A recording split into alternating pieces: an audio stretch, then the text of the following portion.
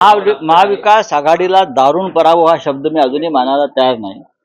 जे निकाल मला दिसत आहेत त्यानुसार माझ्या तोंडातून एकच शब्द बाहेर पडला, आमच्या कुछ तो गडबड आहे. एकनाथ शिंदे यांना 56 जागा कोणत्या भरोशावर मिळत आहेत? अजित पवारांना 40च्या वर जागा मिळत आहेत. आणि असं काय देवेंद्र फडणवीस, मोदी आणि शहानी दिवे लावले इथे की त्यांना 120च्या वर जागा मिळत आहेत? महाराष्ट्रातलं वातावरण आणि महाराष्ट्रातला कल ज्या पद्धतीने होता, आम्ही फिरलोय, आम्ही ग्राउंडला होतो, जमिनीवर होतो. हा निकाल लोकशाहीचा कौल मानण्याची जी प्रथा परंपरा यापूर्वी आम्ही पाळलेली आहे, की लोकशाहीचा हा कौल आहे, आम्ही मानतो. पण हा कौल कसा मानावा हा या राज्याच्या जनतेलाही प्रश्न पडला असेल. शरद पवार साहेबांनी या महाराष्ट्रात तुफान उभं केलं होतं, बरं का? तुम्ही त्यांना 10 जागाही द्यायला तयार नाही. ते असं शक्य आहे का या महाराष्ट्रामध्ये? ही काय गडबड आहे हे आता सगळ्यांना कळेल.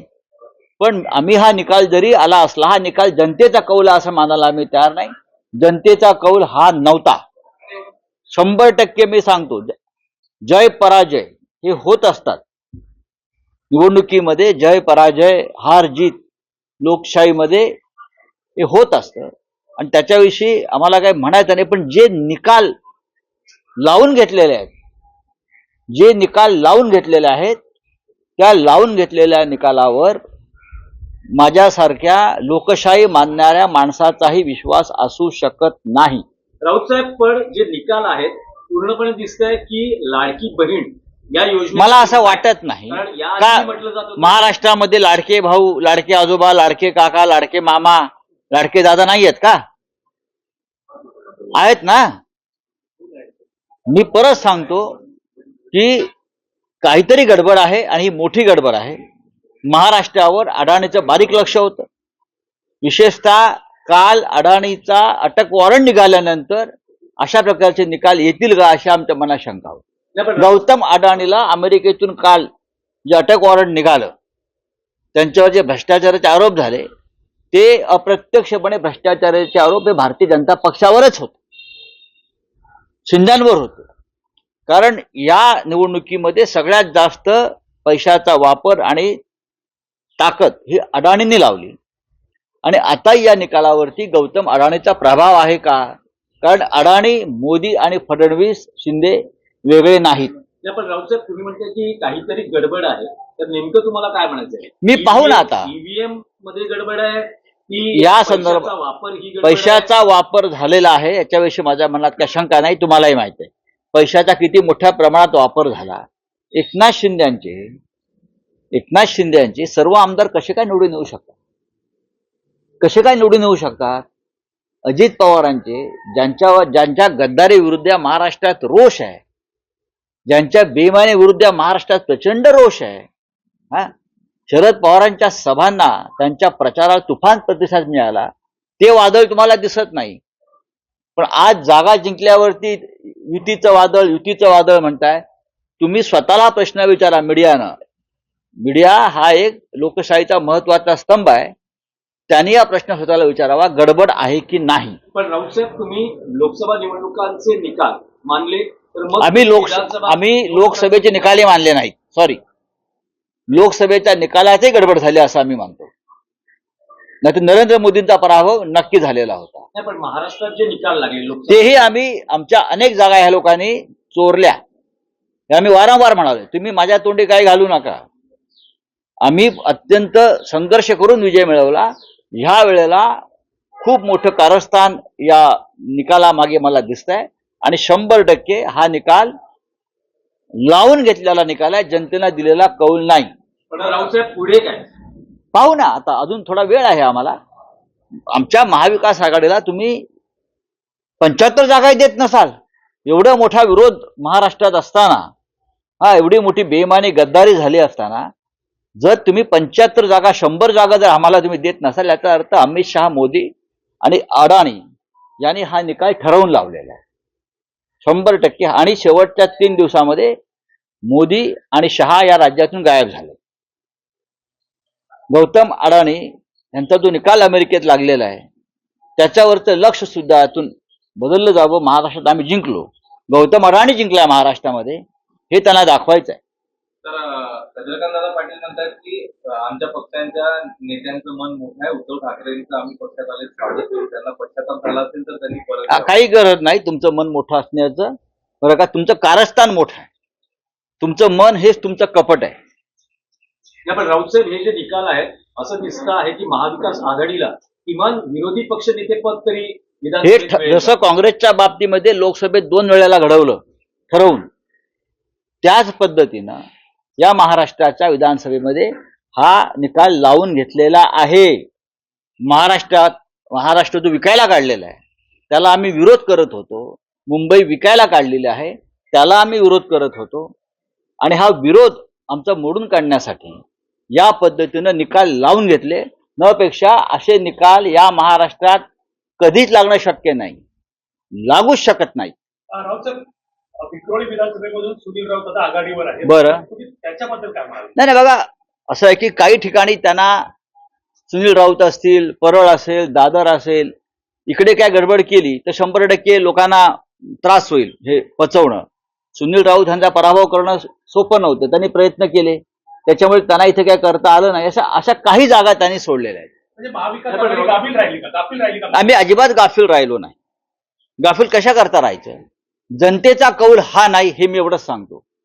हा जनतेचा कौल नाही, हा अडाणी आणि त्याच्या टोळीनं लावून घेतलेला कौल आहे. बरं, पण राऊत साहेब, महाविकास आघाडीचा जेवढा नंबर किंवा जी संख्या दिसते, एकूण संख्या, त्यापेक्षा शिंदेची जागांची शक्यच संख्या नाही. जास्त. एकनाथ शिंदेना कोणत्याही परिस्थितीत 20च्या वर जागा मिळणार नाही, हे सगळ्यांचं अनुमान होतं. हे भारतीय जनता पक्षाचं अनुमान होतं सुरुवातीला. त्यानंतर आम्ही असं आमच्याकडे असं ग्राउंड रिपोर्ट होता की भारतीय जनता पक्ष हा 65 ते 70 जागांवर जिंकेल. कदाचित तो मोठा पक्ष राहील, कदाचित तो मोठा पक्ष राहील. पण अजूनही तुम्हाला अशी आशा वाटते का की नाही, त्यांनी आता यंत्रणाच ताब्यात घेतली असेल, त्यांनी अनेक गोष्टींचा आता हळूहळू उलगडा होईल. पण कोणत्याही परिस्थितीमध्ये अशा प्रकारचा निकाल लागणं शक्य नव्हतं. हा जनतेचा कौल आहे, हा मराठी जनतेचा कौल आहे. हे माझ्यासारखा माणूस कदापि मानणार नाही. मराठी जनतेचा, शेतकऱ्यांचा, कष्टकऱ्यांचा हा कौल नाही. सर, हिंदी में जानना चाहेंगे, चुनाव के नतीजों की गिनती शुरू हो गई है, फैसले जिस तरीके से सामने आ रहे हैं, महायुति जो है 121, बीजेपी की 121। बात ऐसे है भाई, जो नतीजे सामने आए उसके ऊपर मैं विश्वास रखने को तैयार नहीं. ये जनता का फैसला मानने को तैयार नहीं. हमने महाराष्ट्र की जनता का जो मन है, हमें मालूम था किस दिशा में जा रहा है. लेकिन 2 दिन पहले गौतम अडानी के खिलाफ एक वारंट निकला, अरेस्ट वारंट. बहुत बड़ा भ्रष्टाचार का आरोप हो गया, ब्राइब का केस है, रिश्वत का केस है 2000 करोड़ का.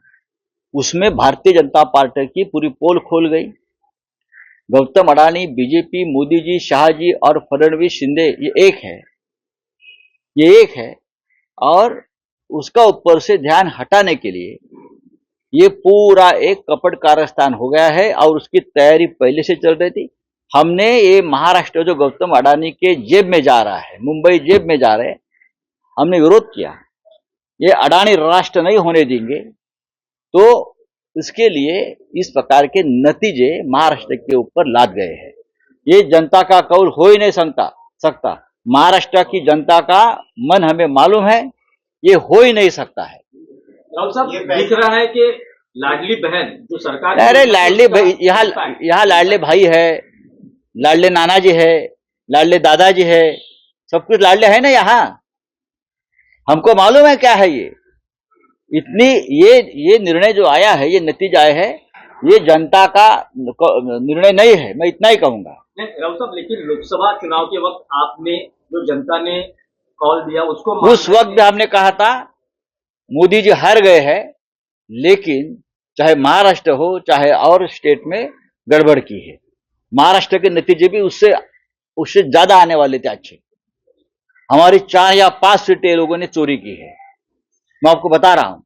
राउत साहब, अब दिख रहा है कि महाराष्ट्र की विधानसभा में विपक्ष के लिए भी कुछ मतलब विपक्ष ये नेता बनने के यही लिए लोकसभा के 2 चुनाव में 2014 2019 ने मोदी और शाह ने यही किया था कि विपक्ष का नेता कांग्रेस को नहीं मिलना चाहिए।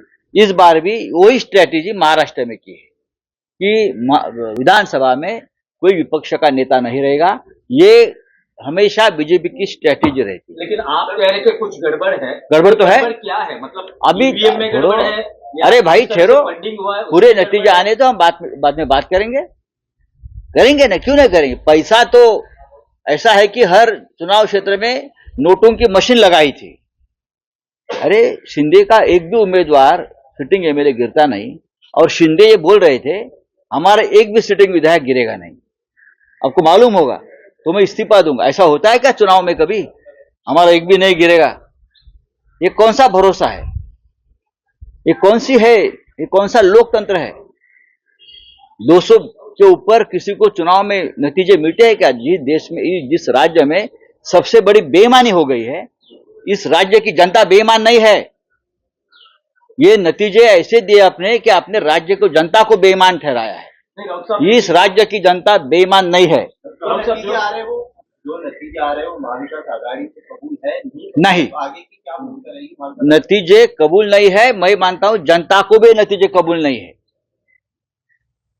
जनता को भी ये जनता का निर्णय नहीं हो सकता है। मैं बार बार बोल रहा हूं और मुझे बार बार आप वही सवाल पूछ रहे हैं। लेकिन जो महाविकास आघाड़ी के कुल आंकड़े दिखाई दे रहे हैं, कुल संख्या दिखाई दे रहे हैं, उससे ज्यादा शिंदे गुट की कैसा हो सकता है? आप अपने मन को पूछे, आप पत्रकार है, आप अपने मन को पूछे क्या महाराष्ट्र में संभव है?